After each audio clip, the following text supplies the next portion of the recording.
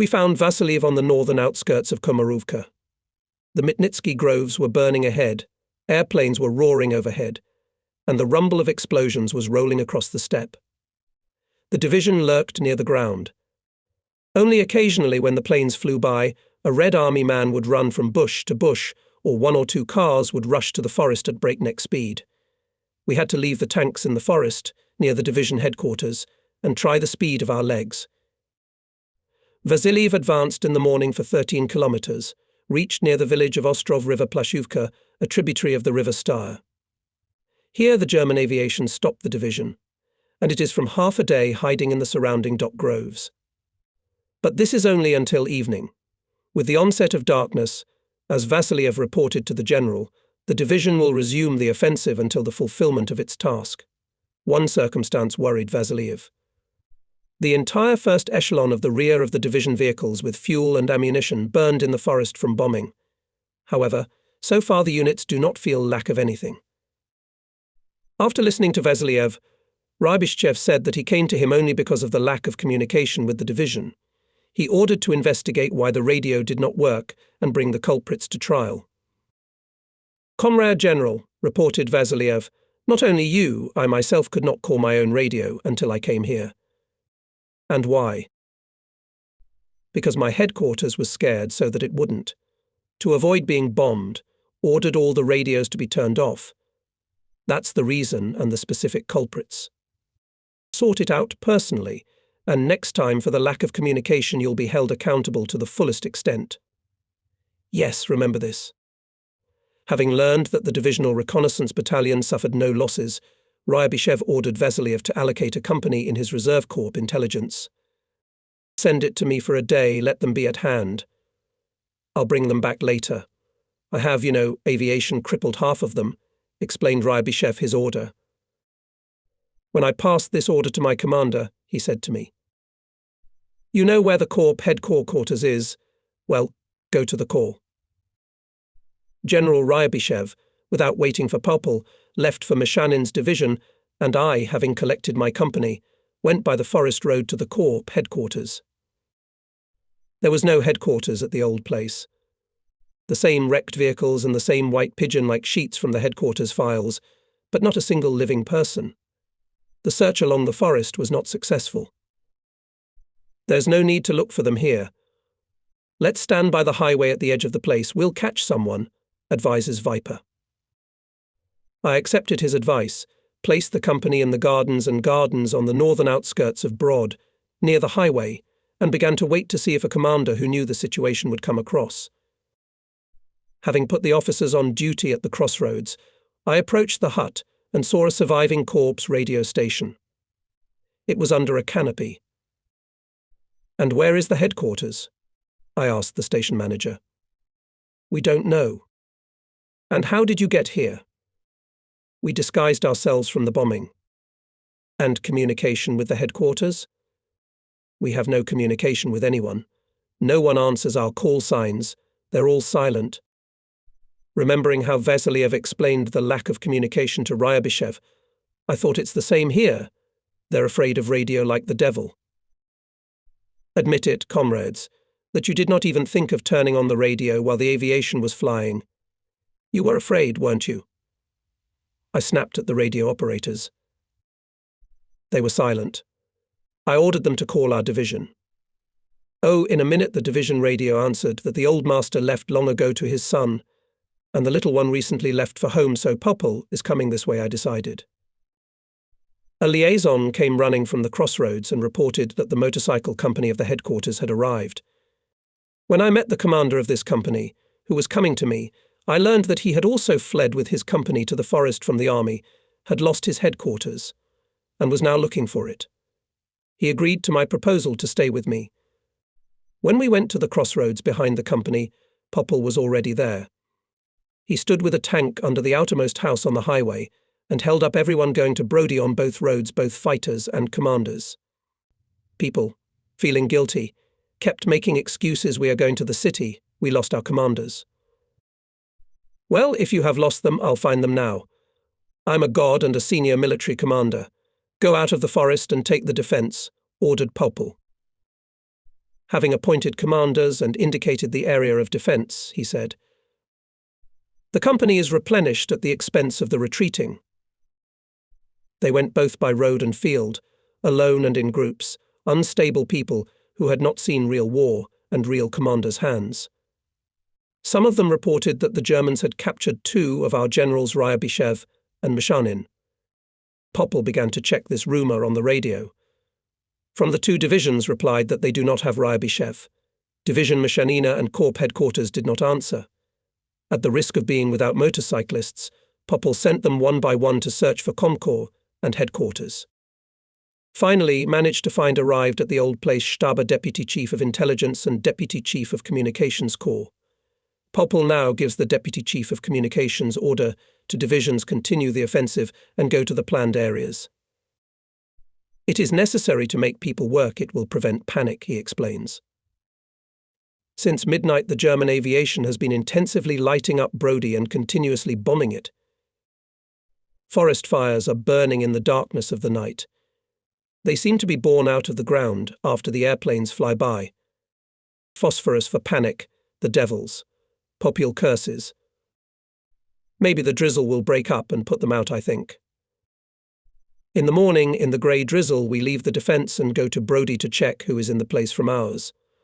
On the road, we come across vehicles and tanks of Meshanin's division that have been put out of action. We wonder how they ended up here. On the southern outskirts of Brod, at the fork of the road Tarnopol-Zolochev, there is a tank under the house, around which the general is walking. Having approached, we recognise Meshanin in him. And he's here, I say to myself in bewilderment. Popple asks the general something, but he doesn't answer. The lieutenant, his adjutant, says that the general does not recognise anyone, that he is concussed. During a German air raid on the battle lines, the general was dug out of the ground twice. Having learned from the adjutant that General Ryabyshev arrived in Brody together with the division, we hurried to look for him. He was standing with a group of headquarters workers at the outermost houses on the Zolochevskaya road. And according to eyewitnesses' stories, you were captured by the Germans, Popple says, approaching him, laughing. He reports to the corps commander about everything that happened during the night, in particular about his order to divisions. It turns out that in carrying out this order, Vassiliev overnight advanced far ahead. How Vassiliev is advancing? Excitedly asked Ryabyshev. Yes, he is advancing. Ryabyshev clutched his head. Now he in turn informs Popple about what happened where he was. And what had happened there was this. Since the evening, when Ryabyshev arrived at Meshanin, the division went on the offensive at Beresteko. Meshanin was already concussed, so Ryabyshev had to deal with his division himself.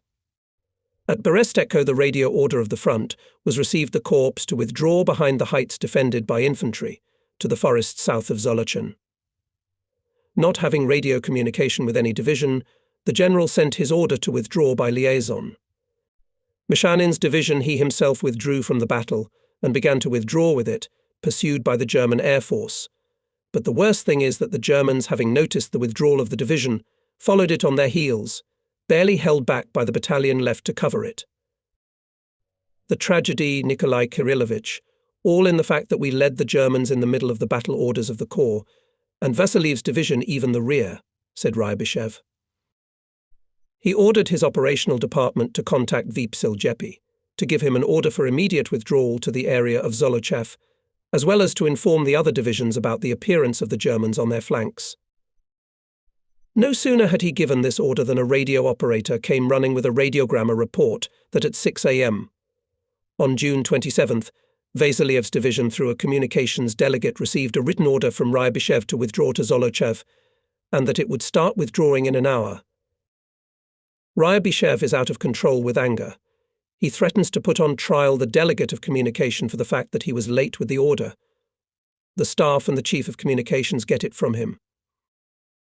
In the midst of this hot drive, the brigade commissar, head of the political department of the front, arrives and brings a written order from the front cancel the withdrawal, the corps to continue the offensive in the direction of Dubno. It is hard to imagine how one can fulfill this order. The German tanks are in the middle of the corps, fighting order, the headquarters is broken. Communication with the front and divisions is supported by one radio. How can you reorient divisions on the move? And here we have to close the void created after the withdrawal of Mishanin's units, and not to let the Germans into Brody. It's good that since morning it started to drizzle, and low cloud prevents German aviation from reappearing over our columns. Yes, the situation is not cheerful, but nevertheless both of them, both Ryabyshev and Popol, are especially lively and active. Looking at them, you think, yes, it would be sooner to fight again.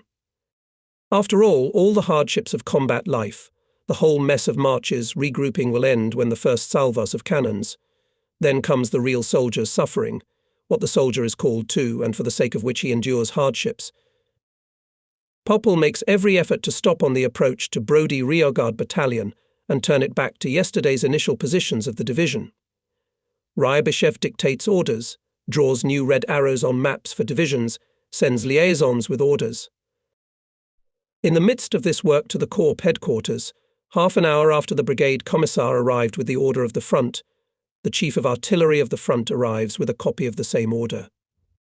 It turns out that the front headquarters, during the whole night having no communication with the Corps and not knowing where it is, sent 3 copies of the order on different roads to Brody. So of the 3 messengers, 2 had already arrived. General Ryabyshev, having learned that it was a copy of an order already known to him, did not take his eyes off the case. To close the void on the front of Mishanin's division, the right flank Maypolk of its neighbour is transferred there. Disordered units Mishanin gathered and headed to the village of Sitno on the highway to Dubno, the main direction of the upcoming offensive. So far, Ryabyshev's decision seems to be reduced to the following: the Corps sends a forward detachment of a tank division to capture and hold the line of Ivane Pusti, Verba, Dubno, until the approach of the rest of the corps, which should arrive there tomorrow morning after being withdrawn from the battle and surrendered to someone defence. In the advanced detachment is assigned to our division, as it is not bound by the enemy and is in the direction of the upcoming offensive. Corps headquarters Ryabyshev moves to the forest southwest of Sitno. The first to go there is a battalion of T-34 Regiment Volkov together with himself. Upon arrival in the area of Sitno, Popol immediately began to interview all the commanders passing along the highway, and as a result of this, while our scouts, as he put it, collected data that clarified the situation in the area of Dubno and Kremenets, we learned that in the morning the Germans took the town of Kremiayets, the villages of Kozin, Verba, and the town of Dubno, and Kremenets was taken by a detachment consisting of armoured cars and light tanks, which is about to be cut off by our rifle division, standing in the forest near the village of Grada, west of the city. To clarify these data, Popol sent out the entire corps reconnaissance. Coming into contact with the enemy, the reconnaissance established the front line. Krivulia and I managed in the village Ivashchuki to steal a captured motorcyclist from the hesitant scouts of some rifle division. They were taking him to their headquarters. He tried to escape, and we intercepted him. I wanted to return the prisoner to the infantrymen, but Krivulia convinced me that, firstly, it was their own fault, they took him. So they should have kept him, we were not obliged to catch him. Secondly, we were advancing today, and therefore it was in the interests of the infantry to give us the prisoner, at least mutually. Tomorrow we'll reimburse you 100-fold, said Krivulia. The prisoner turned out to be a very talkative man. He said that from the 12th Panzer Division, as part of the reconnaissance, arrived at the front line of the 14th Panzer Division, one of the companies which occupied the village of Kozin. There he looked into a cooperative, drank Russian vodka, then went the wrong way, got lost, and somewhere across the river met Russian soldiers, colleagues, as he put it. So in front of us at the boundary of the river Plazoka parts of the 14th Panzer Division, and somewhere on the approach the 12th Panzer Division. At 12 noon, a member of the military council of the front arrived at the headquarters of the Corps. They say that after a report on the situation, Ryabyshev, member of the military council, said, "Why did you retreat yesterday and did not fulfill the order of the front?" Even such details are passed on. Ryabyshev, in an old man's way quack, asked, "And what is this retreat? Such fighting I do not know." Popol also said that he had no idea what it is retreat. There is no such word in the Red Army regulations. We know such kind of combat as maneuver defense. But yesterday the corps was on the offensive.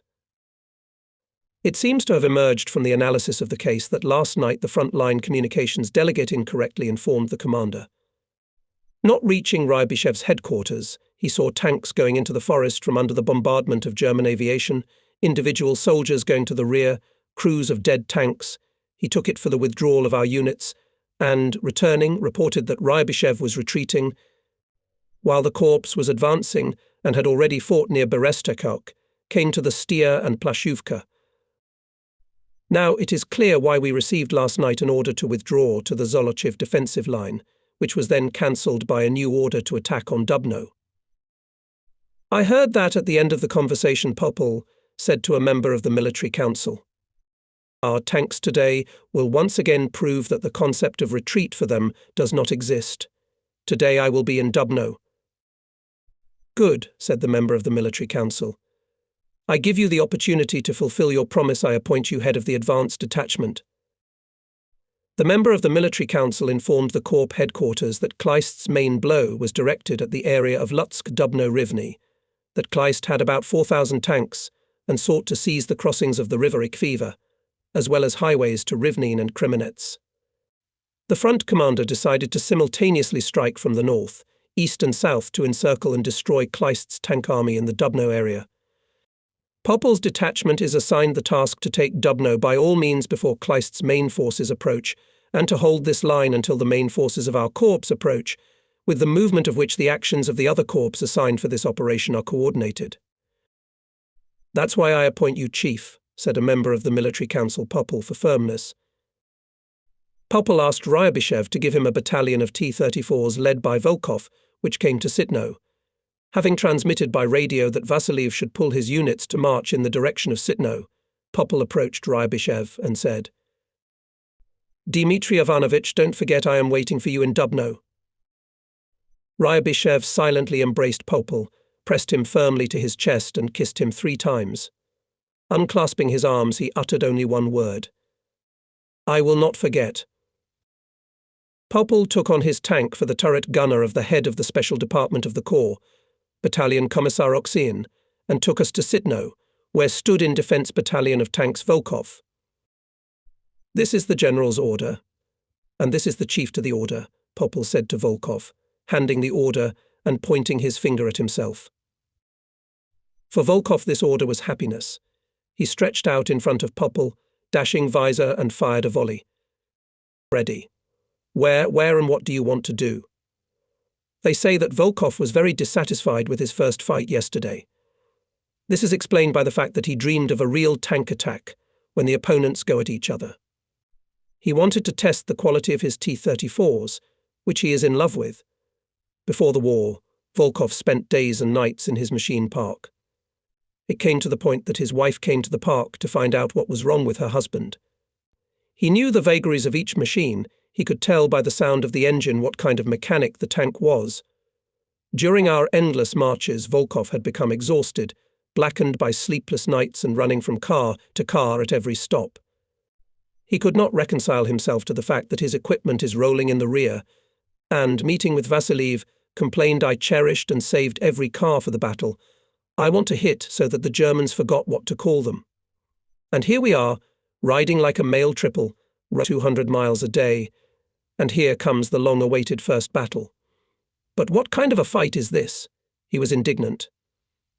Look, there is a German machine, trembling, tail tucked, hiding its head behind a barn and yapping from under the fence.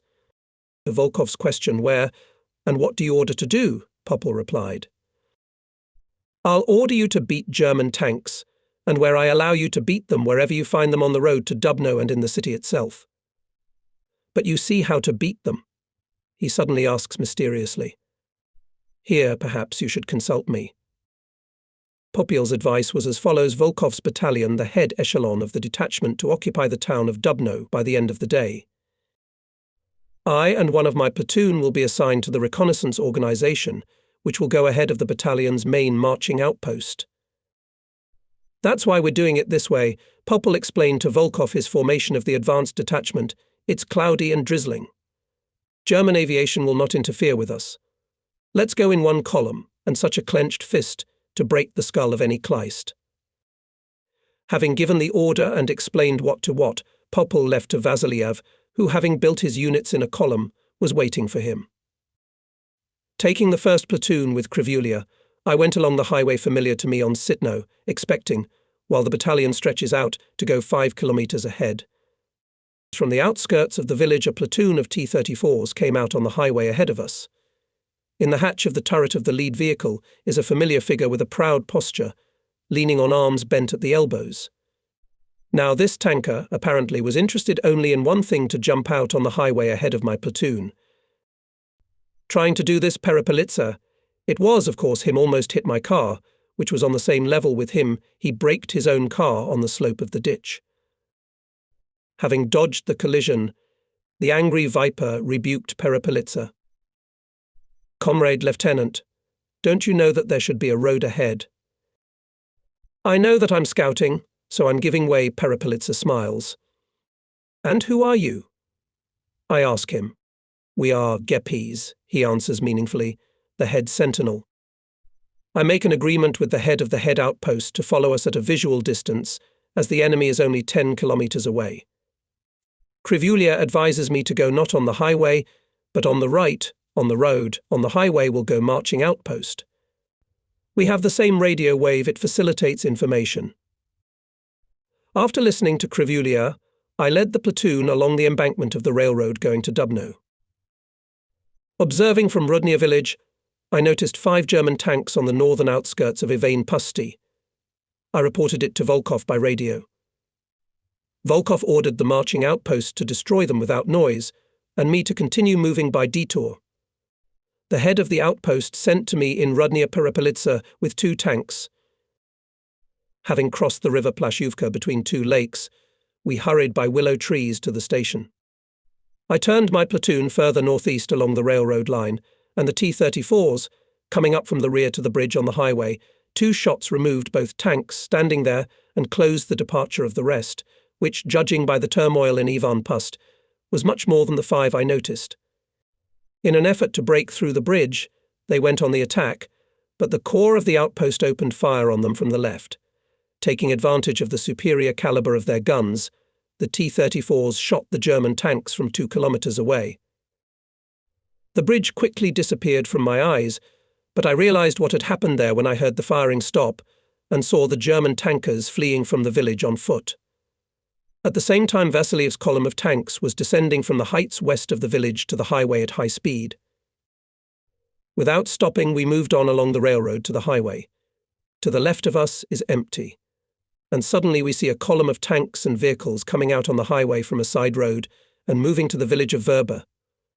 The head of the column has already disappeared in the village, and its tail is not visible behind the high rise. The cars appear at the fork of the road one after another with methodical precision, strictly observing the distance. "Mother of God, how many of them?" Shakes his head Nikitin. I call Volkov. I hear the radio operator's voice. I ask him to pass the headphones to Volkov, inform him about the movement of the tanks, tell him the place from where I am observing them. "Don't move," he orders me. "I'll strike on the move. I'm approaching Granovka."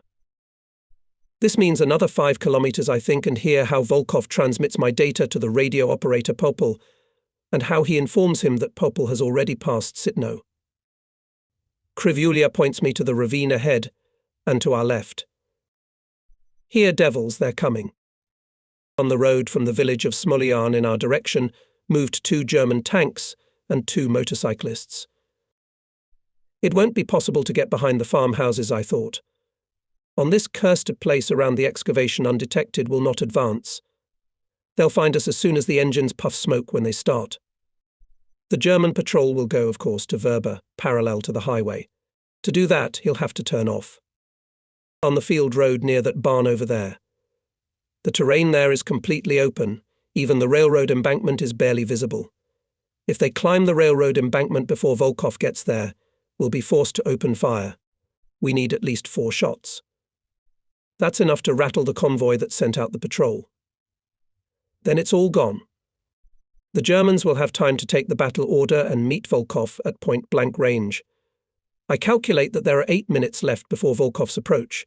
It will take approximately the same amount of time for the German patrol to reach the crossing. So, the whole matter is decided by seconds. Krivulia, jumping off the car, rakes the top of a nearby haystack. Guns back, camouflage with hay. I ordered. Crews began to quickly throw hay over the tanks, trying to make them look like haystacks, densely standing along the railroad. The German motorcyclists were moving ahead of their tanks, well ahead of them. If they skip straight into the farm and pay no attention to us, we will win 2 or 3 minutes. I calculated and radioed to Volkov that on the highway traffic continues. I observe complete order the Germans. Apparently, do not suspect anything, but there is a side watch on me and I cannot go anywhere. Press the speed, I ask. Let's fly.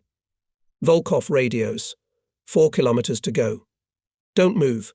I can hear in my headphones how he breathes excitedly, and how, forgetting about the intercom, tearing up, trying to outshout the noise of the engine, gives a command to his mechanic, give me speed, give me gas. And again, turning to me, worrying, asks, do whatever you want, but don't make a sound, and suddenly, hesitating, he orders. Die, but silently. Leaving the tanks far behind, motorcycles arrow flying towards us. They're already halfway there. I give the command to stop camouflage, and all sit in the tanks, without my signal no one to shoot. Let the Germans climb all over you, but don't make a sound. We have to win 2 or 3 minutes, I say, but I think no, we will not be able to do it in 3 minutes. They are not going, but flying, devils. They had already passed 3/4 of the road. Nervous tension was increasing in me, it seemed, with the same speed with which the motorcyclists were approaching. I was out of breath. Suddenly the motorcyclists turned to the right to the forest, which started 1/2 kilometer from their road. They turned to look through the forest. Krivulia shouted to me, and I was already calculating in my mind how long it would take the motorcyclists to get to the forest, look around the edge, and come back. 2 minutes, I calculated and thought. I'd like to win 1 more minute. Barely had the German tanks equaled the forest when the motorcyclists burst out of it, and, overtaking the tanks, raced toward us. Ready, I shouted, and again, holding my breath, began to follow them. Here they disappeared behind the railroad bed. I could no longer see them. By the sudden silence of the engines, I realized that the motorcyclists had stopped. They're watching, I thought, but for what? Come on, devils, hurry up, by God, we won't shoot. Nikitin, who had been watching silently through the triplex all the time, spoke. That was enough to make Viper speak. The nut has withdrawn, comrade student, on God already hope. Listening to the noise of motorcycles running on low gas, I thought from the side of the crossing the tanks are covered with hay well. From there, without coming close, you can't make out what it is, but from the side of the farm badly, the sides are bare. They will notice if they look closely. The noise of Volkov's tanks approaching was already heard behind them when the motorcycles, rumbling in low gear, appeared at the crossing. The front motorcycle rolled down and, moving away, clattered its engine, while the rear one almost stopped on the embankment. I thought I met the motorcyclist's surprised look in my periscope.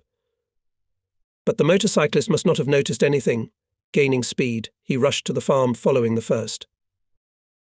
In 1 or 2 minutes, the German tanks, clanking their tracks and howling pitifully, came over the embankment and turned to the left to the road to Verba. At the same moment, a single shot of a T-34 tank rumbled heavily on the highway, and the exultant voice of Lieutenant Colonel Volkov sounded in the earphones. Crush them, comrades. Crush the bastards, my dears.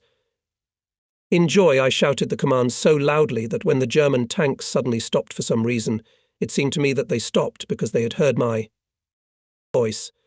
I slightly corrected the horizontal aiming and, having fired, I shouted, "Don't open your mouth, you rascal!" "Or the crow will fly in," added Nikitin, sending a second shell into the cannon. Shots rumbled around me, and I saw how both tanks sparkled. Done. Both. Laughing, Nikitin reports and opens the hatch. In my earphones I hear Volkov's command, Trofim. Trofim. Go around the village on the left. Push the whole railroad. Come on, take the next village, Taicha. Damn deaf. Taicha is the next village. Attack. I call Volkov and report that the patrol has been destroyed. I continue the reconnaissance to Verba. Scout, he shouts back at me. Don't look closely and don't sniff around, it's too late. But attack Verba, break forward to Dubno. Do you hear me? Be the archangel in front and bring order on the highway. Fly, my dear, fly. From the heights from behind which the German tanks appeared, now scattered in a chain, are flying our BT and T-34. They seem to chew up the German column. Behind them the highway is completely clear. German cars and tanks are thrown off the road, broken. They are smoking in the field. Some, trying to save themselves, are bogged down in the swampy meadow. Clearing the highway, Volkov's tanks are leaving behind the village of Smoliana. Only one of their long chain, having shelled the head of the German column, forked over the ridge, went bypassing to the village of Taicha. In my headphones I hear Popel's voice. Volkov, I see you, I see your work. Well done. No one will tell you that you ate bread for nothing. Don't stop. To Dubno. I'm sending Mazayev to help. Turning east to Verba, we approached this village in a field in a deployed formation. Our men weren't there yet. German cars, which were trying to escape from the village on the field road, panic-stricken the street. When our tanks suddenly appeared, opened fire both to the left, along the highway, and straight along the street, the Germans, throwing cars, rushed out of the village into the willow trees growing along the edge of the swamp. We made our way with difficulty through the car-packed street and came out on the field road leading to the village of Taicha. The company sent by Volkov to bypass us was already in this village, as we were made aware by the gunfire coming from there, which was dominated by the solid notes of our T-34s. It was impossible not to admire these universal favourites of tankers. Having spilled out from behind the last rare row of peachy houses and stretched out in a wedge, they raced in the same formation with the BTS to the corner of the forest, in front of the column of Germans, swollen on the highway, like a tightly stretched vein. I gave the command moving along the railroad to Turkovichi, overtake the attackers, and Gadyuchka, just waiting for it, developed such a speed that our tanks, flying through the village, had time to make only 3 or 4 shots. Before each attack, Viper reminds if we attack, we should attack not only with speed but also with fire. Today we can't complain about speed, but we have no luck with fire. During the attack on the verbs, Nikitin Long could not reload the gun, the shell did not come out, and Gadyuchka, mocking Nikitin, who likes to express himself in precise technical language, poisonously asked, "No distracted, comrade student?" Having overtaken the attackers and swung across the highway, we jumped out on the heights near the village of Podluche, and here we and Nikitin again unlucky. The plane on the ground near the grove reports Gadyuchka. I see. I answer and shoot at the plane, around which people were fussing, pulling it by the wings, apparently turned. I don't see a rupture, Viper reports. I don't understand what's the matter. I shoot again. And Viper again ironizes. I don't see a rupture. The ground under the airplane, as if splashing, but there is really no rupture. I'm worried I'm taking the sight up a notch. And what do you shoot with, loader? Suddenly Viper asks Nikitin. I caught up and realized that in a fever I forgot to give the command load with shrapnel, and it is clear that Nikitin loaded with armor piercing. Having corrected my mistake, I fired a 3rd time. The cloud of rupture, finally, Zakucheryevlevshi, but it was too late. The plane, turning on the highway with a short sprint off the ground. The Viper literally howled in frustration. I am to blame, but this cunning, as usual, all blamed on Nikitin out of respect for the commander, and the arrows, of course, aimed at me. This time there was no altercation. Nikitin could not defend himself, also out of respect for the commander. Well, gone. Now he has a 2nd trump card, he told me quietly. He had to recognize the legitimate demand of the outraged mechanic to atone for his guilt at least 3 German tanks. Otherwise, hats apart. And the end of our company, said Viper. Dobre, peacefully replied Nikitin. Despite the constant peaking, my company is becoming more and more friendly, and we already during the battle feel at home in the tank. While our crew was busy with the airplane, other crews managed to set fire to several vehicles on the northern outskirts of Podlusia and thus block the exit of the Germans from the village. It was just in time because the tanks, which we overtook near Ptaicha, had already jumped out of the forest and entered the village. We hurried to the exit from the village to seal it more firmly and, standing behind the houses, opened fire on a group of German tanks, striving to break out of the cramped street on the expanse of the highway. They were chased by our T-34.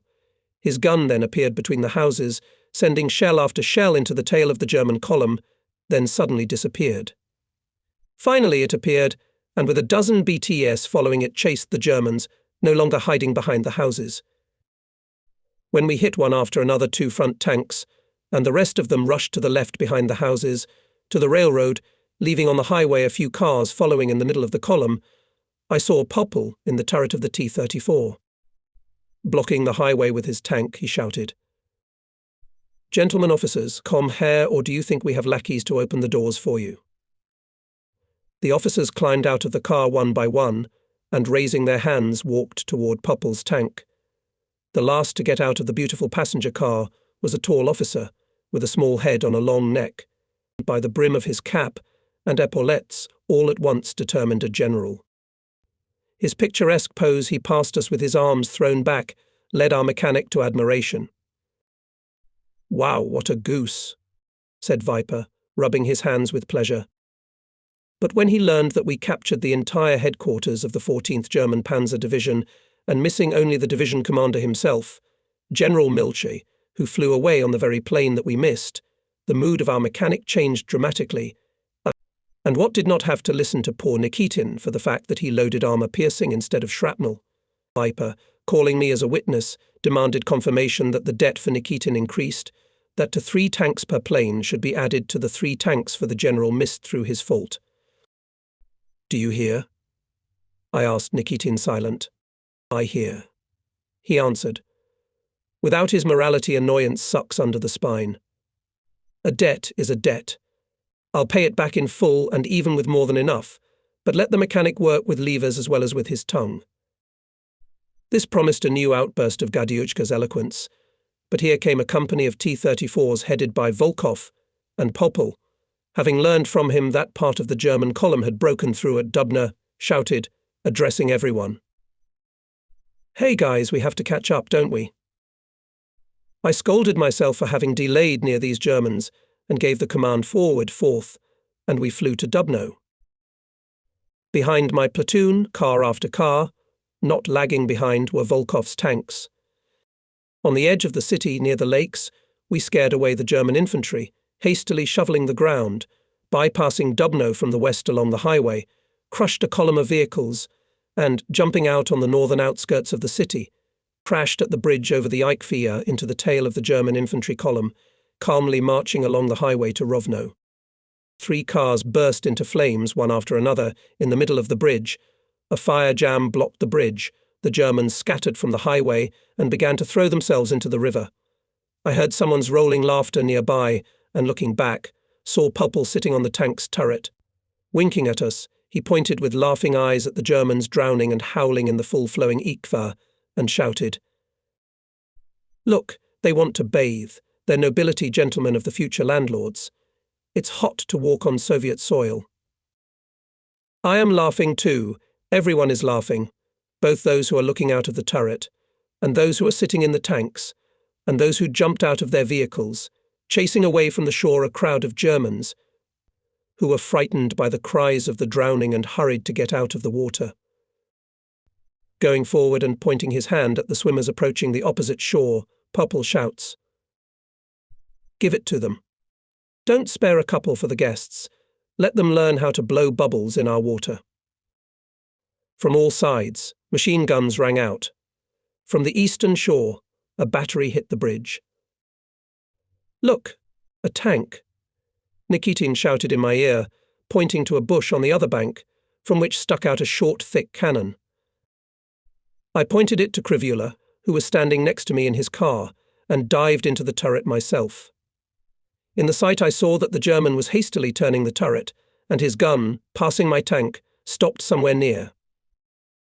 They are aiming at Popple, I thought, and fired at the turret. My shot was followed by Crivuli's shot, and the German tank, having lowered its cannon, went up in smoke. At the bridge, none of the Germans who had rushed into the river came to the other side, but further on, already in the city limits, up to a battalion of infantry still crossed the Eikvia River.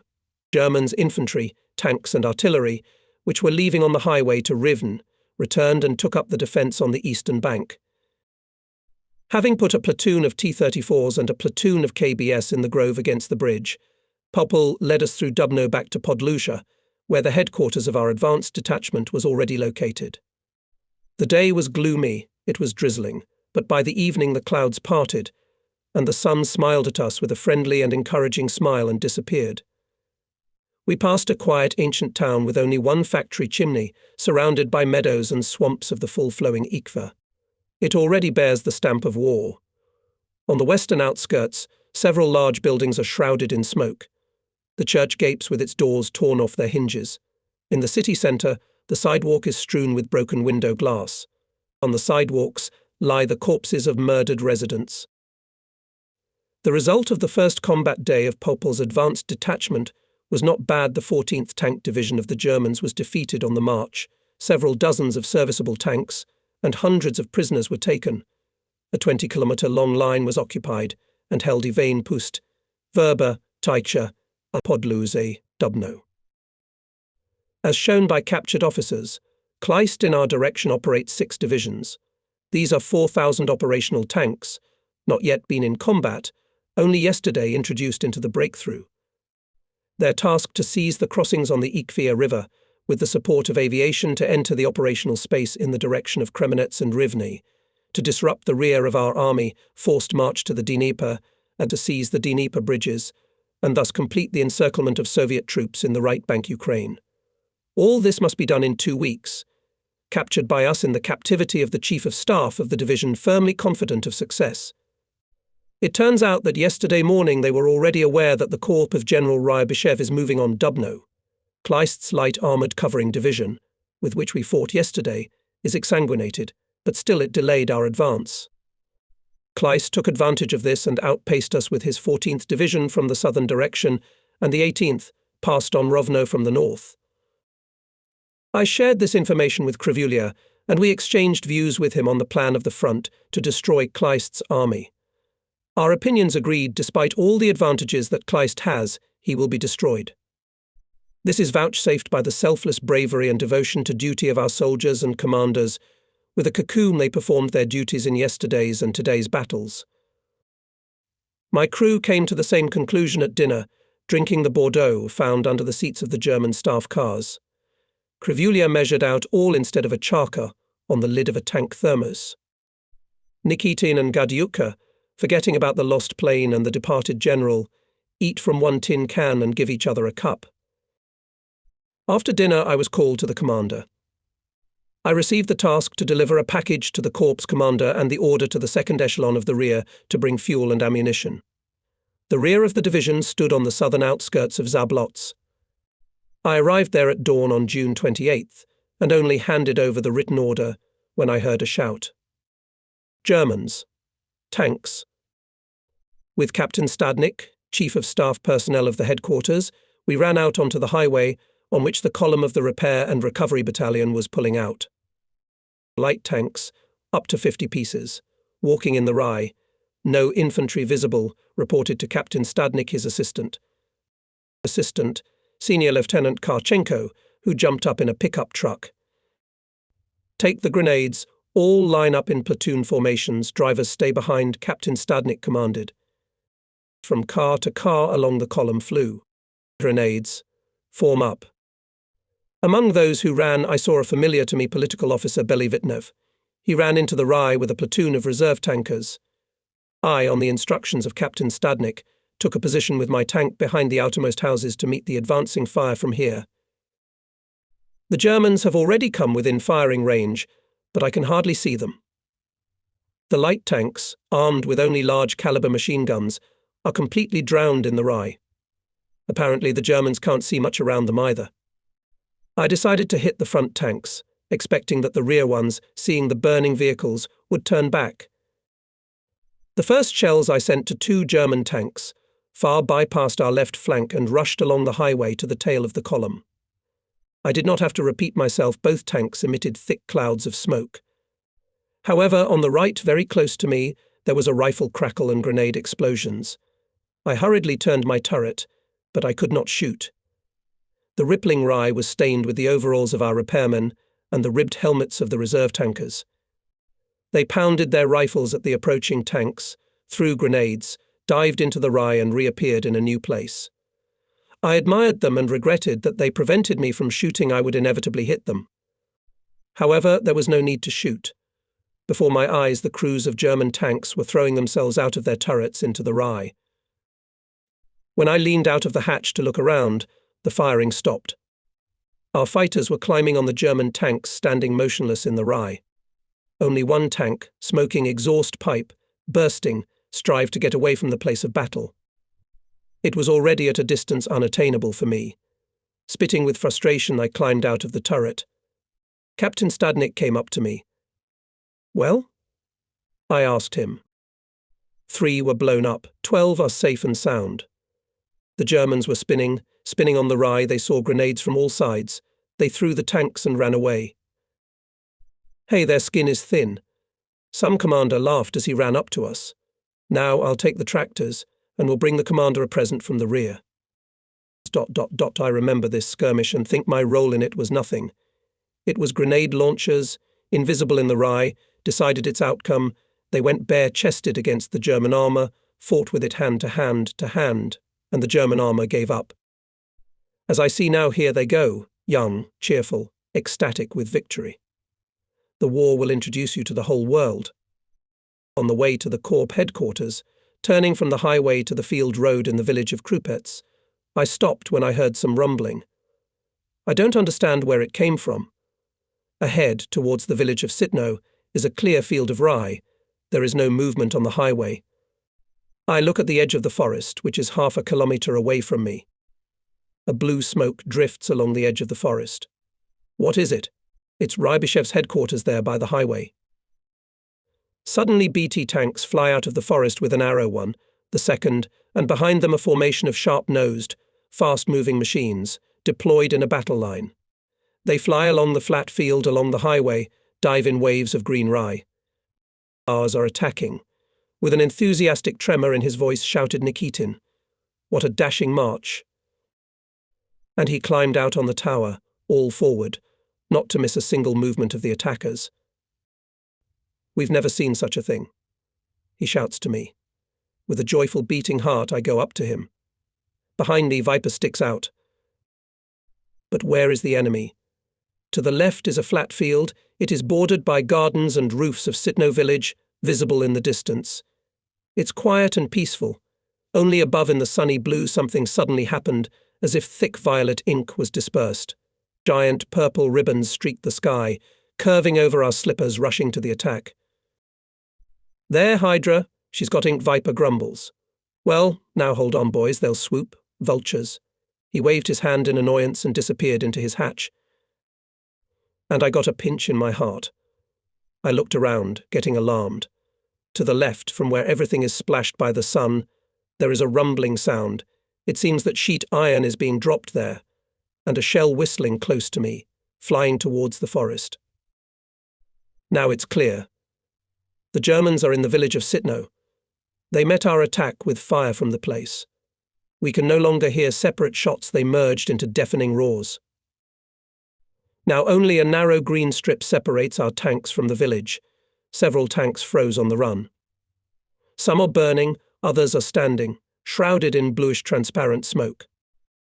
Those remaining in the ranks are rushing toward the densely leafy gardens of the village, which meet them at point-blank range with gunshots. Here the heroes burst into the village, here the gardens closed behind them. The clang and rumble of artillery subsides. The sun rising to the zenith turned yellow, faded from the smoke blurred in the sky. It's over, whispers Nikitin. Ambush. Suddenly shouted with anger. Comrade Commander, how can it be war? Where, tell me, aviation, artillery, infantry? How is it that we are fighting separately, each on his own? I've already had that question myself. We'll live, we'll see, I answered evasively. But we can't go back to the detachment by the old road. We must go to the headquarters to find out what to do. Again, there was a deafening rumble on the ground from the village. We froze when we saw ugly, monstrous machines of bright yellow, tiger colouring appearing from the gardens of Sitno. They rolled slowly in our direction, blazing with tongues of gunfire. I've never seen such machines before, Nikitin said. The Germans are moving in a line. I looked through binoculars at the nearest left flank tank, which broke out far ahead. Its outline reminds me of something. But what? Rheinmetall, I shouted out, remembering the picture of a German heavy tank, which I saw in the album of the school, and quickly blurted out heavy, gun 75, straight shot 800, armour 40. Comrade Commander, why are we standing and waiting like an ox for a shoe? Asks, leaning out of the hatch, Viper. With annoyance, without waiting for a command, he sharply pulled the bolt of the gun. Armour-piercing load. I machine commanded. Yes. Nikitin replied with a heart and Dopalavat shell slammed the bolt. No, I thought, remembering that I was carrying a package. It's not to fight, but to run away. Start. I shout to Viper. It would be good to get through the bushes to the height to be covered by its crest. It's only 50 meters away. I look through sparse bushes, how it would be better to skip under the German's nose. And I don't believe my eyes. From the corner of the forest, from where the BTS had jumped out earlier, now a slender chain of KVs is rushing, sparkling with shots. The tank nearest to us is going straight to the height. Its cannon, sticking out of a huge turret, is turned in my direction. If I move from my place along the planned route, as KB, seeing my tank, coming from the enemy's side, will undoubtedly hit it with a 50-kilogram stuffing there, won't be a wet spot left from us. But the flanked German is also approaching the height. His course lies past me. Now he will notice my tank in the bushes, and then also wait for a shell. What can I do with his frontal armour, having a 45mm gun? Friendly or foe, we're finished. Like hypnotized, I look at the gaping gun muzzle of the approaching KV. From above on its turret, half crouched, sits on all fours a small, bare-headed tanker. Leaning on the antenna with his hand, he quickly straightens up, looking somewhere through me, then crouches down again. Apparently, having smelled something bad, Nikitin came out of the turret. What a dovbionir, he exclaimed when he saw the VC coming at us. Viper started the engine. Puffing smoke, it roared as loudly as I think. I've never heard before. Shut it off, I shouted. Nikitin dived down, and the engine stalled. But it was too late.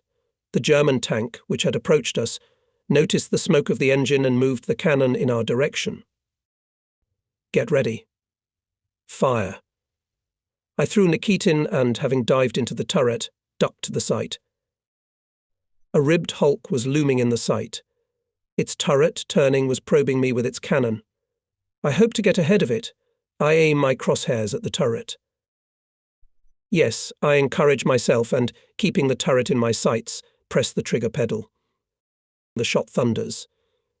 In the field of view of the telescopic sight, instead of the tank's turret, a cloud of smoke is billowing. What is this obsession? Where did the tank go? I think. It did not fall through the ground. And why is the pedal so tight? I think I did not feel the descent. I look under my feet, oh horror. Under the trigger pedal is a shell casing, and my foot is pressing the pedal on the bottom of the casing. I didn't reach the trigger, so I didn't shoot, so. But why doesn't the German shoot? I look out of the hatch. Right in front of me, on the place where I saw the German tank, mangled sheets of armour are lying and a black spot is smoking. Behind, the turret of our KV quietly turns to the right. So it turns out who fired. Yes, if it had hit my BT, there would have been no trace of us on the ground. Over the avalanche of German striped monsters here and there, smoke is rising in streams, rising in puffs. Nikitin looks at me with bewilderment from the hatch. He has not yet understood why I did not shoot. Will come. I think I'll tell him what a shell casing lying underfoot can lead to. The KB flanker still doesn't notice us. He's busy with another German. A shot, an explosion, and the German tank's turret goes off. The sides collapse. Half silenced by the shots of our saviour, Nikitin and I give each other a thumbs up and laugh with joy. The exorbitantly large head of a small tanker appears above the turret. From behind the crest of the heights a shot rings out. The daredevil's turret sprays a shower of sparks, and the shell ricochets over our heads. The little tanker dives inside the turret. Another shot, and another German heavy tank collapses. Are they cardboard or what, I think? Well, now I can safely approach KB and ask the commander standing on the turret if the Corps headquarters has moved. I run to him. The little tanker points to the KBS going in a deployed formation along the highway. We rush there. The miserable remnants of Rheinmetalls are running in panic to the village of Sitno. It's all so unclear, so confusing. Yesterday afternoon we defeated the 14th German Panzer Division in this direction, and this morning German tanks appeared here again, already in our rear, behind our lines. I am not happy with the fragments of conversation I heard at the Comcorps CP. Ryabyshev, when I came to him with a package, stood at the edge of the grove, leaning with his shoulder against a tree. Looking towards Sitno, where our KBS were still fighting among the burning BTS, he wrote something quickly on his tablet, then, without changing his posture, ordered to call a liaison from the commander of the Gerasimov mech division. I heard him say at the same time, addressing the chief of staff, Colonel Petrov, who was standing next to him. Reports that advances on Verba. What will come out of this I do not know, but the fact that because of him I did not get a fist in this place, this I already feel. Petrov, people haven't learned to fight yet. War will teach you, Comrade General. It will, but what will we fight with? How long will the BTS last? And Ryabyshev sighed heavily. Yes, the BT will indeed not last long. I remember the meeting of military representatives at the tank industry plants, the speech of the Commissar of the Armoured Forces Main Directorate, Comrade Aliliev, who attacked those who said, why take risks? Look for something, when we are quite satisfied with the existing proven designs. How good it is that our designers did not calm down, took risks, searched for new things, and now we have such designs as the T-34 and KB. It is only a pity that these wonderful machines, which delight our fighters and terrify the enemy, are still not enough. On the way back I saw not far from the railroad, near a burning German tank, one of our KV. Its whole crew was on top. Some were dancing on the stern, some were watching from the turret. I wanted to know how my comrades felt after the attack, what they were thinking about. I rode up to them and introduced myself to a skinny young man wiping soot and dirt from his face, which together with sweat streamed from under his sticky hair. KB Lieutenant Kuleba, commander of the reconnaissance platoon, he reported, jumping down from the tank. Well, how was the war? I asked, nodding towards the smoking German tank. The soul of Lieutenant Kuleba apparently asked for a discharge. He did not make me repeat the question and, having given the radio operator an order to call some Shatokhin, jumped on my tank and sat down on the turret. To tell the truth, Comrade Senior Lieutenant, he laughed. At first I was confused. Why? You see, the Germans clogged us in the morning, cutting the highway and taking up defences on the outskirts of that village over there. So the commander gave the order to knock them out and clear the highway to Dubno. The BTS went into the attack, and we were left behind the heights in reserve. We are standing, we can't see the Germans behind the ridge. The commander came running. He said that all the Batushki from the ambush were broken, and the Germans were attacking us. Just then the command forward and I led my platoon in a counterattack. I approached the ridge, and I saw a huge thing coming at me striped like a tiger, and like a house. About 2 times bigger than mine. I've never seen such a huge fool. Here I was confused, dazed, forgot what to do. I look at him in the telescopic sight, that's all. And the German must have been a brave man too. When he saw me, he even stopped. But then he came to his senses, turned the cannon around and hit me right in the turret. Flames in the turret, sparks from his eyes. And my turret man shouted, "The gun is ready." He was in the Finnish war, so it's not strange to him. I see the turret's intact, and everyone's healthy. Well, if that's the case, I said, "Take it, you bastard," and I fucked that fool between the eyes. She got her gun upside down. I fucked her with another one, and she put her paws up, and with this one he pointed to the tank smoking nearby. I've already done with it like a cook with potatoes. It's a pity I didn't get more. I kept an eye on the cars to prevent Gurkhas. All remained unharmed, but Shatokin only sent to the left flank to support from the side, so still does not go. And what is he like? I asked. Shatokin? He's a heady, small, in General Company Munchausen, but a good soldier. I remembered a small, heady tanker sitting crouched on the turret KB and said, "I saw it. He's on the left flank, behind the high rise by the bushes. He broke 6 of them there." "Hey guys," Kuleba shouted to his crew. "Shatokin broke 6 of them. And when he comes back, he'll say it was 106. Everyone laughed. Kuleba jumped to the ground and, looking at the burning German tank, asked me, "Do you know what kind of tank this is?" "Rheinmetall." It was Rheinmetall, but now it's metal, so we'll keep remodeling them. "Do you agree with me, petty officer of the front?" He turned to his tank and lovingly patted it on the turret. Wishing them happiness, we moved on. At Sitno the battle was heating up again. German aviation appeared in the sky. Will our rear be able to pull up to Dubno? Won't our advanced detachment be cut off from the corps? The thought of the lost BTs does not leave my mind. No, it is impossible for infantrymen, tankers, artillerymen, pilots to fight separately, as we are fighting now. I remember the first day of the war, Krivuli's battery, that saved my little ones. That's a lesson of interaction. I caught the command of the advanced detachment in the village of Verba. During my absence, the Germans attacked us in the southern section with a mass of heavy tanks, broke our cover in Ivan Pusta. Only one tank left at the same time occupied the village of Kozin on the Kremenets road. I also brought unpleasant news.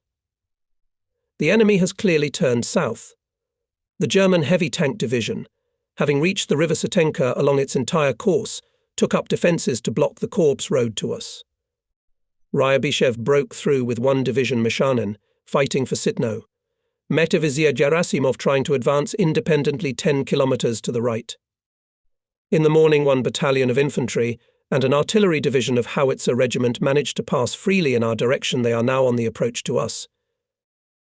After the Germans destroyed our cover in Ivan Pusta, Popel strengthened the defence along the southern edge of the village of Verba with 4 T-35s, a platoon of T-26s and an anti-tank battery.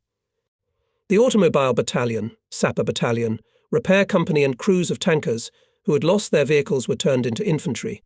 At the expense of these units and parts, the detachment managed, without dispersing the tanks, to occupy a circular defence covered from the rear by the Ikvia River and from the front by a strong combat guard posted along the line of Mleno, Sadi Mail, Pyrotin, Bialogrudka, Werba.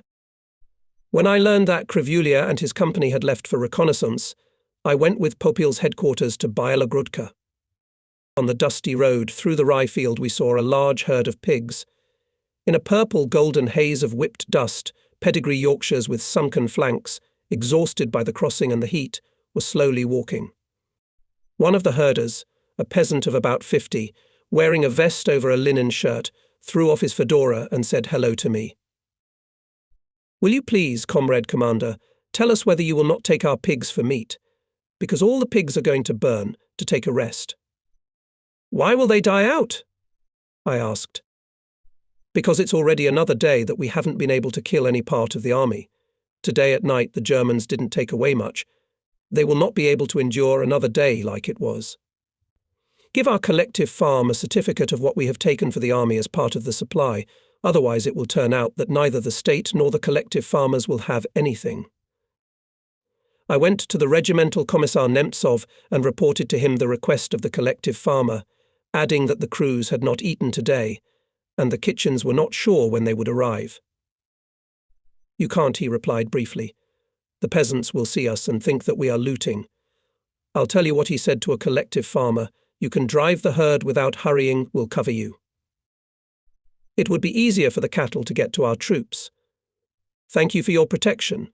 Putting on a high-top hat with saggy brim, the collective farmer walked at the head of the herd on the road to Kremenetz. It's a pity it wouldn't be a bad idea to feed the crews. But the collective farmer was probably right, neither the state nor the collective farm. Unless Ryabyshev gets through to us. Arriving at Bialogrodka, Popple stopped at the western edge of the forest. Sleepless nights make themselves felt. "Nikitin," I ask, "wake me up as soon as our men arrive." I plop down on the stern of my car. Its ribbed shutters seem to me more pleasant than all pillows. I feel that I am pulled by my legs, as if an iron scraper pulls the back of my head and for some reason shouts, "Why?" Why I wake up. It turns out that Krivulia, who had returned from reconnaissance, woke me up and shouted, "Get up." I jumped up, learned that a column of German tanks was approaching Bialogrodka at high speed. I ran to the headquarters, thinking Bolkovitinov's regiment is behind Pike. Other tanks are far to the north. While they will be called, the Germans will smash our headquarters. Calm down, calm down. Orders Vasiliev. Let's counterattack with my KB and BT reconnaissance platoon. All personnel to Zofievka to repel the attack. BT there too, he shouted to me on the run. Germans, KB with me. 5 minutes later, I went out with my company to the southern outskirts of Bialogrodka. The Germans are moving in a column along the road which was travelled by a herd of pigs. They're about a kilometre away. No, they are not tanks.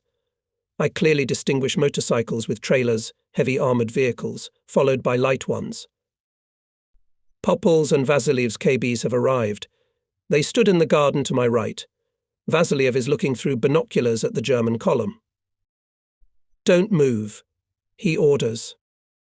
What kind of column could it be, I ask myself. This column does not suspect our existence. Impudently going, even the head sent a head watch. Vasiliev called me to him and set the task to break out at maximum speed to the tail of the column and press it from the rear to the forest. To develop maximum speed, I took my cars back behind the houses. I am impatiently watching when the red flag will rise above Vasiliev's tank, the signal to attack. I see the exhaust pipes of the KV smoked. Let's start the engines. I can hardly restrain myself not to give the command go, but now the KB has moved off. Vasiliev lowers in the turret and gives me a signal.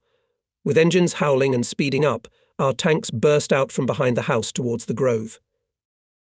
The Germans see us off with puzzled looks, not realizing what kind of tanks they are.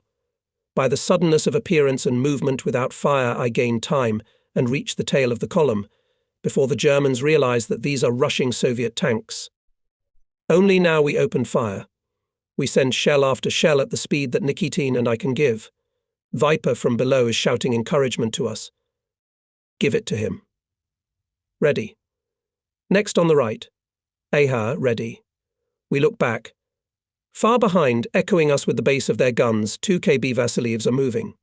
The Germans' heavy 3-axle cannon armoured cars are panicking and rushing to get off the road.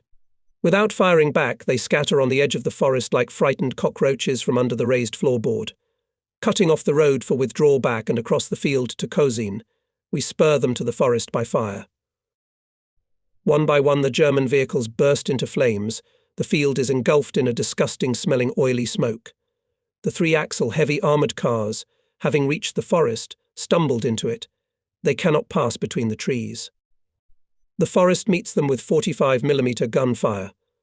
This artillery platoon of our reconnaissance battalion came to the rescue. Vasiliev's tank at full speed hits the nose of a German armoured car. It overturns, and the tank with its whole carcass, with its nose and cannon up, climbs up on it and, having no time to pass over, settles down with a crack. The armoured car is crushed like an empty eggshell. Wow, what a press! Laughs Nikitin. Not many German vehicles managed to escape. Having opened the hatches, the soldiers threw themselves on the ground and tried to crawl through our ring of fire. According to the documents of the killed, it was established that we defeated units of the reconnaissance battalion of the 12th German Panzer Division. Vasiliev sent me with an order to Bolkovitinov, whose regiment occupied the defence in Tritony. On the way back, approaching the forest north of Pikey, where Popple stopped with his headquarters, I heard gunshots behind me and, looking back, saw that Zubov's tank, which was following me, had stopped and the crew was throwing earth on the stern of the burning vehicle. Zubov signalled to me the enemy is behind us. 2 kilometres away from us, north of Bialogrudka, German tanks with the strength of up to a regiment were turning into battle order. We were shelled by their reconnaissance. Taking Zubov's tank in tow, I dragged it into the woods to Popple's CP. There at the headquarters KB Popple and Vasiliev surrounded by a group of commanders, excitedly, interchangeably talking about the vicissitudes of the battle. I interrupted this lively conversation with a report on the appearance of German tanks. Popple immediately ran to the edge of the forest, shouting on the way, "Klopschi, follow me. Show." All the commanders ran out to the edge of the forest. Bombs are bursting in the distance. Popple, not paying attention to them, observes through binoculars the deployment of the Germans. "As soon as they are bombed out, the tanks will attack us," he says, being happy about it. The German tanks are deployed on the heights on the Bialogrudka side, 2 kilometres to the left of Tritina. But from Tritina they should not be visible lush gardens and curly grove on the southern edge of the village block Bolkovitinov's view. So his 2 battalions standing there will not come to our aid. "These, my friends and comrades, are not armoured cars," Popple said, lowering his binoculars and turning to us. "These, brothers, are the main forces of the German tank division. They came from Bud Devils. Clever. Well, and good." Vasiliev interrupts him. "The more of them in the field, the more fun for us. We won't have to run after them on the roads." "Oh, so good. It's very well said. There are no regimental tanks here. I wish we had them here." Popple says dreamily, "What do you suggest to counterattack?" he asks Vasiliev. "No, to attack." Vasiliev replies with a smile. "Strike from the left. People say when Ivan the left-handed man strikes, not everyone, not even a baptized man can withstand." He orders the adjutant to bring here all the tanks standing at the CP and arrange them along the edge of the forest. What's he up to? I try to puzzle out his plan. He calls me over. "Here's a written order for you. Dead or alive, hand it to LT. Cole, Bolkovitinov. The deadline is 15 minutes. As soon as the Germans attack me, let him hit them in the flank and destroy them. Put both battalions into action. Don't let him look back, that he doesn't have enough." Popple is shouting back at me. The houses and gardens of the scattered village of Tritony are flickering again. "Where are the Germans?" Reading the order, Bolkovitinov asked me. There I pointed to the southern edge of the village. Bolkovitinov ordered his combatants to remove both battalions from the defence and take them to the gardens of the southern outskirts, where he would wait for them. "Let's go there," he offered me, jumping up on his KV. It's hot, quiet. Only from afar comes the muffled noise of engines. Leaving the tanks in the garden of the outskirt hut, we climb up on its thatched roof. From here we can see the whole combat order of the enemy. The Germans are attacking in 2 echelons, built in chess order. I look at this precisely calculated movement, and it seems to me that someone invisible, hidden by a veil of dust and smoke, moves a huge chessboard on the field. "At least 200 tanks," says Bolkovitinov.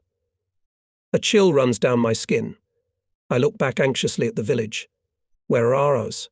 Every minute is precious. But the street leading to the centre of the village is empty and quiet. Only somewhere on the northern side I can hear the rumble of engines being started, and through the greenery I can see blue smoke. Ours are still gone, I say excitedly. "Ah, shit," swears Bolkovitinov. "If they're late, all is lost." There's a moment. Yes. Mazayev's battalion to the flank of the second echelon, BT battalion to the rear of the first. That's how I'll hit. He makes a decision out loud, and easily jumping off the roof, runs to my tank to hurry up the battalions. This is the moment I repeat to myself. If they're late, I'll get on his KB and hit the first echelon. I'll win the moment, and then Bolkovitinov will come up. Otherwise the attack of this mass will crush a handful of Popel and Vasiliev. But here on the right behind the huts, parallel to the street, T-26s glimmered. Here they come, here come the 26th. I shout joyfully to Bolkovitinov, who had already jumped on my tank. I'll be right there. I'll just set a task. Intercept the BT, he shouts to me and hides behind the garden. The Germans, as if sensing something, are keeping outside the range of direct shot. Can't they see me? Out of precaution, I press myself against the roof, watching the field from behind the chimney, worrying that Bolkovitinov is late with his attack, thinking what will happen to the liquid chain set up by Vasiliev at the edge of the forest. If this gigantic behemoth moving across the field piles up on it, the engine of the tank roars below. I look around. Bolkovitinov is back. Where is the first echelon? He asks, getting into his KV. It has equalized with us. The right flank is approaching the village. Where's the BT? Not yet. What should we wait for? I ask Bolkovitinov in impatience. Let's hit the first echelon together, or it will be too late. The second echelon is coming. I shout, seeing the second half of the chessboard approaching in a light cloud of dust. Medium, T4. Let's wait a little longer, Bolkovitinov replies and orders his deputy, who was sitting behind the turret, to signal Mazayev's battalion attack. Lo, over the very gardens, red rockets floated. Precisely at the wave of a hand, a line of T-26 tanks rolled out from the outskirts of the village into the flank of the Germans, a little to the right the second, further on the third. A ledge to the left, I determined the combat order. Mazayev is going. Now they'll get hitched. I shouted to Bolkovitinov. Well, now we'll attack. Get down. He commands me. You will be covered by my tank. Having disembarked his deputy and ordered him to direct the BT tanks behind him, he gives the mechanic a command. Forward. For the last time I look around the field, the distant edge of the forest. There is silence. No, I will not see those who stayed there, at the control center. Not to bring them glad tidings. I think with longing. I had already turned around to jump off the roof, when the first BT jumped out from around the corner. Behind it, kicking up dust, the rest of them flashed by. Stop, stop. I shouted in a voice I didn't realize I had. Don't stop, shouts Bolkovitinov. Let them take signals on the move. Signal the direction of attack and fourth speed. He raised a yellow flag signal attention, and I saw the first car clearly repeated it. They will understand. Rejoiced Bolkovitinov and repeated the command to the mechanic forward. His deputy commander barely had time to jump on the tank. I am overcome with exuberant joy. I dance on the roof. I climb up on the ridge and signal towards the forest, where Popel and Vasiliev's CP is. How I want them to understand me, not to worry when they saw only one KB of Bolkovitinov, which came out to attack, and even then with a delay. It's far away from them, they won't hear me, of course, but I shout as if they were here, next to me. It's all right. The BTS are already approaching my hut. With my left hand I show each car 4 fingers, which means fourth speed. With my right hand I give the direction of travel. The commanders nod their heads at me, I see. Lower their turrets, and the BTS, like arrows shot from a bow, roared their engines and flew out of the street. In a swift run they outrun Bolkovitinov's KB, and before my eyes eat up the space separating them from the first German echelon, which, moving away towards the forest, does not see the pursuit behind it. But here Bolkovitinov's KB stopped, flames flashed from his gun, the right flank German tank went up in smoke. The BTS broke into the Germans' formation, friendly and often working with their cannons. Echoing them, a chain of gun flashes flashed from the forest on the KP side. Vasilyev's KB and Popol's T-34s came out from behind the forest ledge. Rolling over, they went towards the German avalanche, and I was afraid that the German formation would crush them. They came out to meet it, as knights, armoured in armour. German tanks are no threat to them. They wore the invulnerable Soviet steel.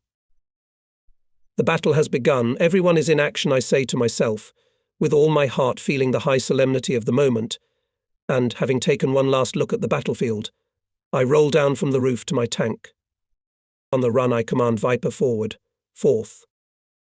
The tank carries me out of the garden into the field, covered with the acrid smoke of burning tanks. "Where to?" Nikitin asks. I look back. There, in the middle of the field, between the forest and the village, tanks scattered in groups are burning, fighting as if pulled to the middle of the German echelon. If so, it means that ours is taking. I look ahead, where 2 kilometers away from the battle zone of Mazayev. I think if he fails to shoot down the second echelon of Germans, they will fall on our BTS from behind. To the right, to Mazayev, I command. There are 4 broken right-flanked German tanks smoking in a chain, and further on there are 6 more burning machines, staring with their noses to the forest. Not a single of our T-26. It can be seen that the suddenness of the blow in the flank succeeded brilliantly to Mazayev, rushing on. Here stands our burning tank, and behind it burns a German tank with a cannon directed towards the village. So, here, at this place, the Germans noticed the flank attack and turned back. They are shooting away, trying to get away from our T-26s. More and more of our tanks are being hit. In the rear are wandering EKP-11G who have lost their vehicles, flicker bandages. Some of them are carried on their hands, some of them are supported under their arms. But not a single face does not show despondency. One shines on the faces of tankers passing by us. I approach a group of broken German tanks. Behind each of them are 2 of our T-26s and, having turned their turrets, are hitting the retreating Germans. "Why are you standing there?" I asked the commander who looked out of the turret. The commander put them in an ambush in case of a counterattack. I put my tank next to his, covered by a broken German machine. The Germans are retreating to the northwest, to Buddy. The fire of light T-26 no longer harms them, while the German 75mm still bring devastation to our ranks. On the Iranian flank, on the neutral strip, a T-26 is moving towards us, towing another one, which has been hit. The gun of the wounded one is looking down, its stern is smoking. That's right, there's no one in it. "I think it's the company man towing it," my neighbour says to me, looking at the tugboat. "Well done." He admires me. He took it right out from under the Germans' noses. "Don't say GOP until you jump over," Nikitin says anxiously, looking the same way. I am looking too. A German tank is quickly approaching the slowly creeping tugboat. He goes strictly in the back of his head, and behind him in the distance stopped a few German cars. Their crews must be watching the sneaking predator. I understand his maneuver covering a wounded, towed tank. He seeks to get closer, so that then, turning to the side, to shoot the towing tank from the move. With a sinking heart, I watch him sneak up on the towing tank. How can I help, I ask myself. With despair, I order Gadyukchka forward, hoping at least to take revenge on the German, but immediately I shout, "Stand down." From the tower of the tugboat, one after another 2 people fall out. Having jumped from the stern to the towed tank, they disappeared in the open hole of the driver's hatch. The gun of the hit tank shuddered, rose to meet the pursuer and twice threw out a tongue of flame. The German tank stumbled and froze, emitting a trickle of smoke. "Now GOP." Enthusiastically shouts Nikitin. I am burning with impatience to find out who this hero is. I hurry to meet him. From the turret hatch of the tank shows his head. Frolov. Him. I recognize him and joyfully wave his hands, and he, signaling me, asks me to stop the towing car. Probably there is a wounded crew in the tank, I think, and running up the nose of the towing vehicle, I give the mechanic the signal stop. I am delighted. I want to kiss Frolov. How easy, how naturally he got out of a seemingly hopeless situation. Would I have been able to find such a way out?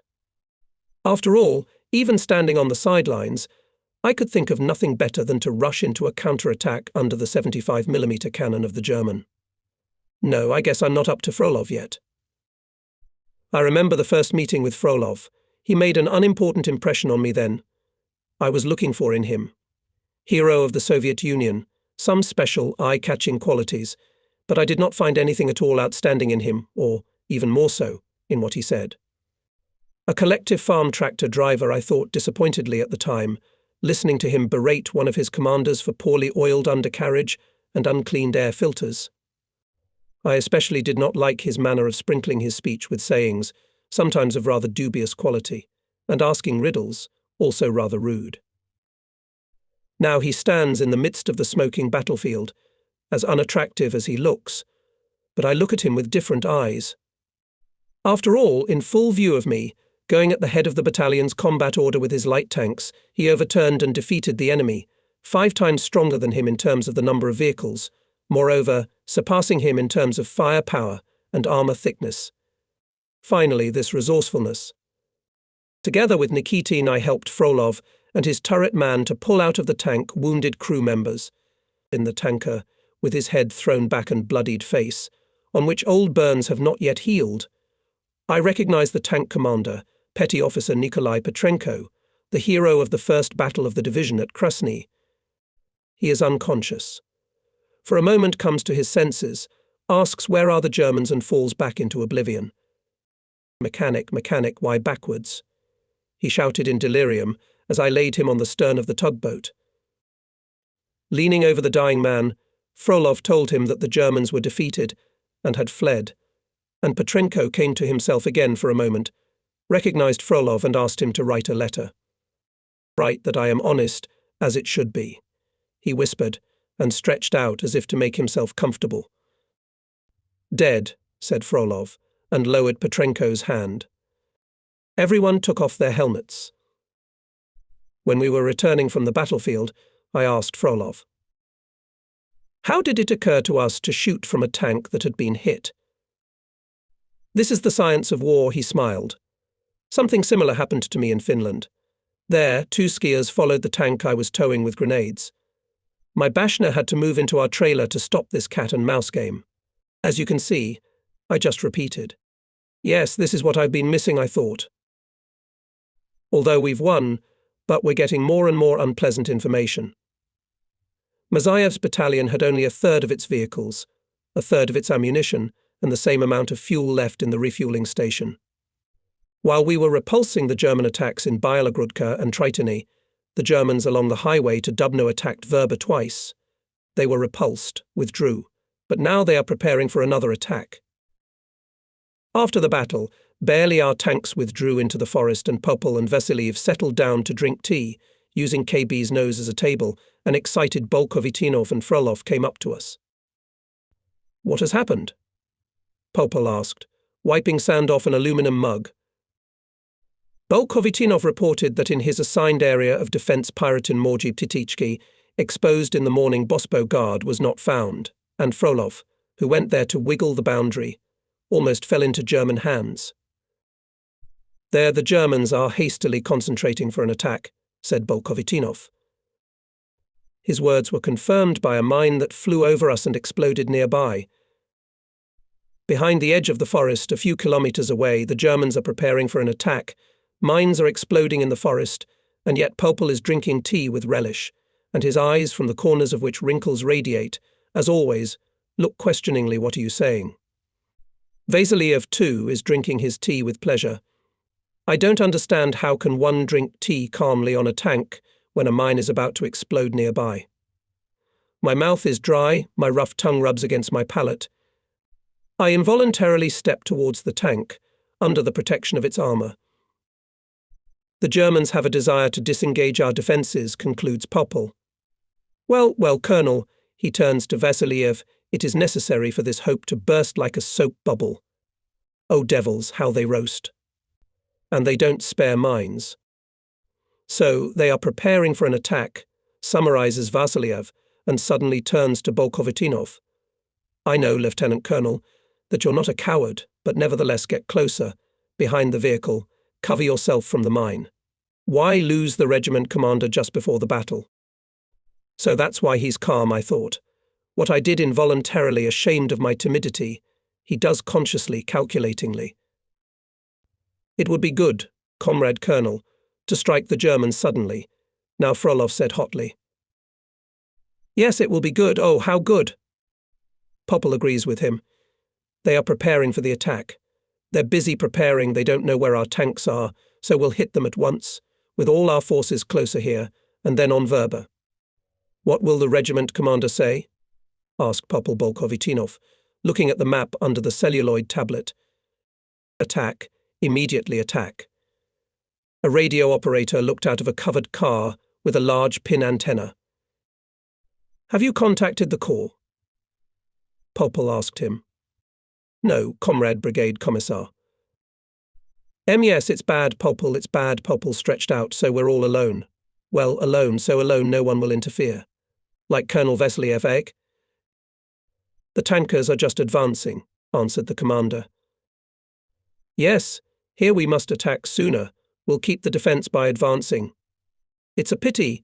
I don't know what is done on the right flank, said Popple. Calling Bolkovitinov, he gave him the order to attack the village of Morgi-Pitiski with 2 battalions. Above the control centre bullets whizzing by, echoing the roll of machine guns. Crouching, 2 men are walking through the forest. Where have I seen these white homespun shirts sticking out from under their vests, this tall, thin, slightly hunched figure in a soft hat with saggy brim? They were the acquaintances of the morning who offered us the collective farm pigs. What are those white-sided magpies? Vasiliev asks the adjutant. Take them away immediately. They are collective farm shepherds, I say, and briefly tell about the meeting with them. Call them in. Orders Vasiliev. The adjutant rushes after the shepherds, timidly crouching under the snapping bullets, but still with a bow and hats in their hands. My acquaintances approach us. Germans, why didn't you immediately report to me about the herd? Vasiliev addresses the regimental commissar. I didn't think it possible to receive it. We have no right to draw up documents, and so it looks like looting. What? Vasiliev interrupts. But we'll talk about that later. Where are your pigs? He asks, addressing the collective farmer. They were killed near Stolbets. The collective farmer looks at us anxiously, frightened. You'll go there with my commander, says Vasiliev, and give him the pigs by deed. No, shrieks the collective farmer. I won't go there for anything. Their German has taken them. How German? They drove off in cars and started shooting at the pigs and at us. Our 3rd comrade was killed. Good, we've gone to the foxes. This message stunned everyone. So there are Germans behind us too. There was an oppressive silence. Popple was the first to break it. So much for fresh meat for a soldier. Masha is good, but not ours, he said, and looking eloquently at the regimental commissar, began to ask the collective farmers where they had met the Germans and whether they had seen a lot of cars, guns and tanks. Everything is clear, we are cut off from the Kremenets side as well. What do you intend to do now? Popple asked. If you give us a Rushnitzer, I'll be a German for you. If you don't give us, we'll trap them in foxes. OS, together with Nut, said the tall man, pointing at his companion. We know foxes as well as we know our own, all the way to Tarnopol. You can't turn back home. And why? We can't, the 2nd collective farmer hastily answered. Herman is dead. Vin organised the collective farm, I organised the farm. Toyarke Kirkel wanted his losses, and now, and he waved his hand hopelessly, even less. We must fight them. Otherwise there will be no life, said the tall man with conviction. You are right, Uncle Popiel said, patting him on the shoulder. We'll give the Rushnitzer and work. The attack is coming soon. The Germans are not slowing down. The outskirts of Pitiski village have come to life, and the Germans must be about to start. Who's earlier? Overhead, In the direction from which we are waiting for Ryabyshev, squadron after squadron of German bombers are passing by. They are accompanied in pairs, thin as wasps, sharp-nosed messers. Strange why we are not bombed. Vasiliev calls me.